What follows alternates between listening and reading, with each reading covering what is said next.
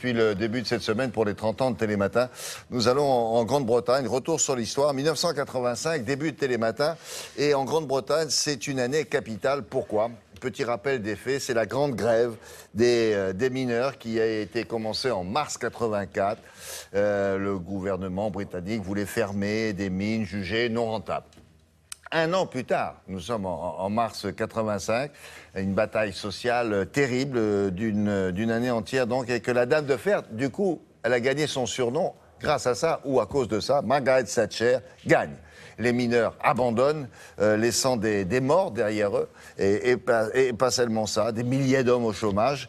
Une image impitoyable de Margaret Thatcher et de nombreuses haines qui se sont apaisées à peine, mais sur une très grande période. C'est l'épisode politique et économique de l'année, voire de la décennie. Alors, les historiens britanniques, et Loïc Delamornay va nous le dire si on se trompe ou pas, les historiens britanniques considèrent que c'est un tournant majeur dans l'histoire de la Grande-Bretagne. Pourquoi, Loïc? Bonjour.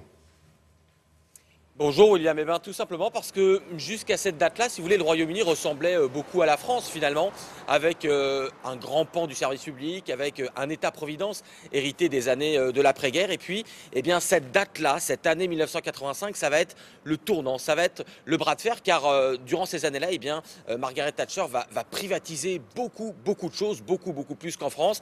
Et ça va donc arriver sur cette privatisation et cette fermeture, pour le coup, des mines. Alors évidemment, les mineurs ne veulent pas en entendre parler. Que va-t-il se passer? Eh bien, ce bras de fer, effectivement, Margaret Thatcher va le gagner et ça va donc être un tournant. Imaginez si en France, par exemple, il y a eu des grandes grèves en 1986, en 1995, les syndicats les ont plutôt gagnés. Et bien là, en fait, c'est l'inverse. C'est le gouvernement qui va gagner et donc ce qui va faire qu'aujourd'hui, eh bien, le Royaume-Uni et la France ne se ressemblent finalement plus du tout. Tout ça s'est joué cette année-là, comme vous allez le voir dans ce reportage que nous avons réalisé avec Christophe Aubert.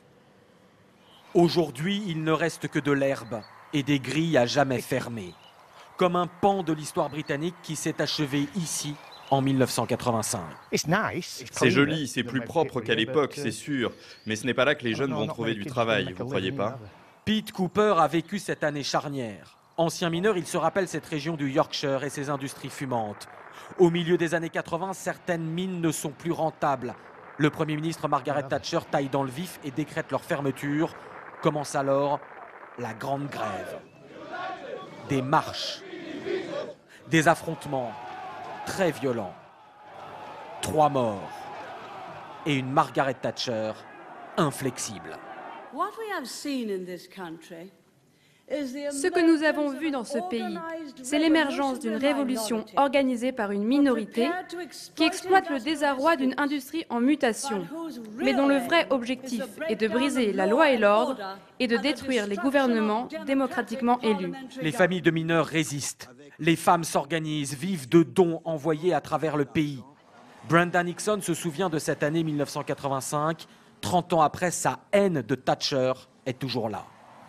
C'était une ordure, une vraie ordure. C'est le terme juste. Je sais que c'est un gros mot, mais je n'ai jamais changé d'avis. Elle n'avait aucune idée de comment nous vivions ou survivions. Elle ne pensait pas à nous. La seule chose qui l'intéressait, c'était briser les syndicats. Nous étions des victimes de guerre. Après 1 an de lutte, les mineurs abandonnent sans avoir rien obtenu. Des dizaines de milliers d'entre eux perdent leur emploi.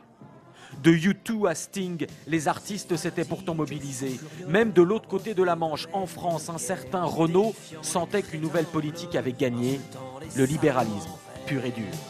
Il n'y a pas de gonzesse hooligan, imbécile et meurtrière. Il n'y en a pas même en Grande-Bretagne, à part bien sûr Madame Thatcher.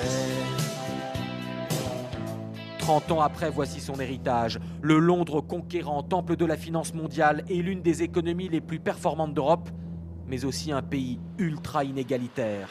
Comme ce Nord ouvrier, avec ses rues sinistrées et un chômage 2 fois supérieur à la moyenne, cette Angleterre définitivement enterrée en 1985.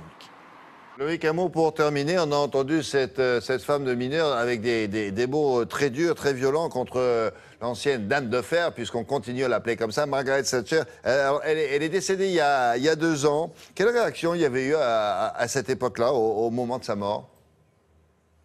Il y a certains Britanniques qui louaient le fait qu'elle ait permis de faire entrer le Royaume-Uni dans le monde du libéralisme. Et effectivement, beaucoup de gens sont toujours très en colère contre elle. Quand elle est décédée, il y a des gens qui sont descendus dans la rue pour littéralement sabrer le champagne. C'était quand même très, très étonnant dans un pays aussi policé que le Royaume-Uni. Et puis, il y a eu cette phrase célèbre d'un grand leader syndical qui a dit « Je ne verserai pas une seule larme pour elle. Et en ce qui me concerne, elle peut rôtir en enfer. » Merci Loïc, à plus tard.